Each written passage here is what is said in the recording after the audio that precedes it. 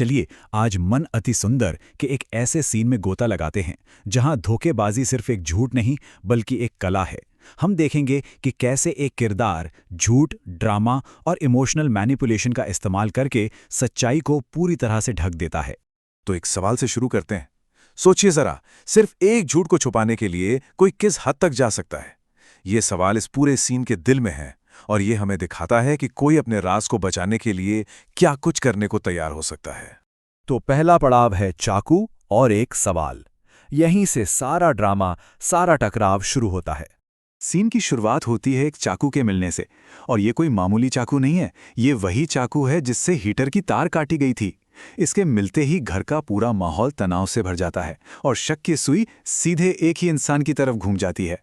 और शक किस पर है ये दादी बिल्कुल साफ कर देती हैं।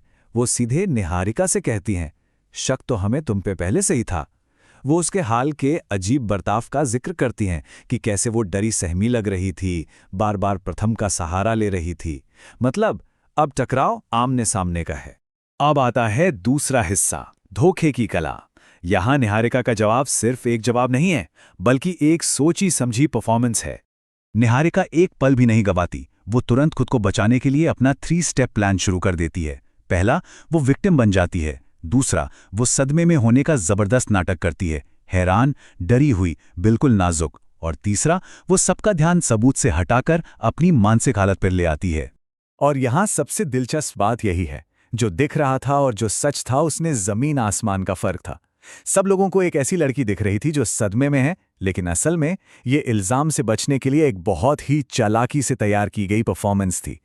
तीसरा पड़ाव, हमदर्दी वाला कबूलनामा। जब निहारिका पर दबाव बढ़ता है तो वो अपना दाव बदल देती है। अब वो सच बताने के लिए नहीं बल्कि हमदर्दी बटोरने के लिए कबूल करती है। वो बड़ी चालाकी से इल्जाम को खुद से दूर करने के लिए राध्या के साथ हुए एक पुराने झगड़े को बीच में ले आती है। वो कहती है, याद है ना आपको उस दिन उसने कितनी बेइज्जती की थी मेरी, मैं इतना टूट गई थी। यहां वो खुद को असली विक्टिम की तरह पेश कर रही है ताकि सबका ध्यान बढ़ जाए। और फिर वो अपना ब्रह्मास्त्र चलाती है, हेर फेर का सबसे बड़ा हथियार।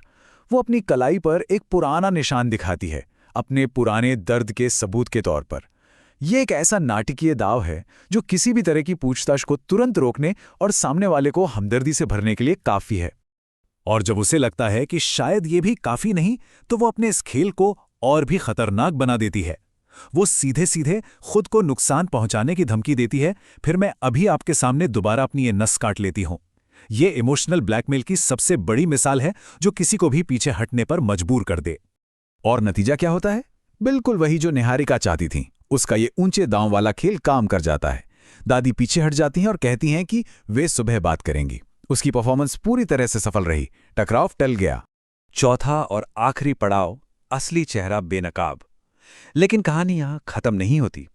जब निहारिका अकेली होती है तब उसके असली और सच कहूं तो डरावने इरादे सामने आते हैं। वो अपने धोखे की इस काबिलियत पर मन ही मन गर्व करती है। वो सोचती है, मेकअप करने में तो मैं माहिर हूं। और यहां मेकअप का मतलब सिर्फ चेहरे पर लगाने वाला मेकअप नहीं बल्कि झूठ का एक झूठा मुखौटा लगाना भी है। इससे पता चलता है कि उसे कोई पछतावा नहीं है बल्कि वो अपने झूठ से और मजबूत महसूस कर रही है। और फिर आती है आखिरी और सबसे चौंकाने वाली बात। निहारिका का असली मकसद खुद को बचाना नहीं था बल्कि राध्या से बदला लेना था। वो कहती है, अब देखो मैं कैसे तुम्हारी लाइफ की बैंड बजाती हूं। यहां उसका असली बदला लेने वाला रूप सामने आता है।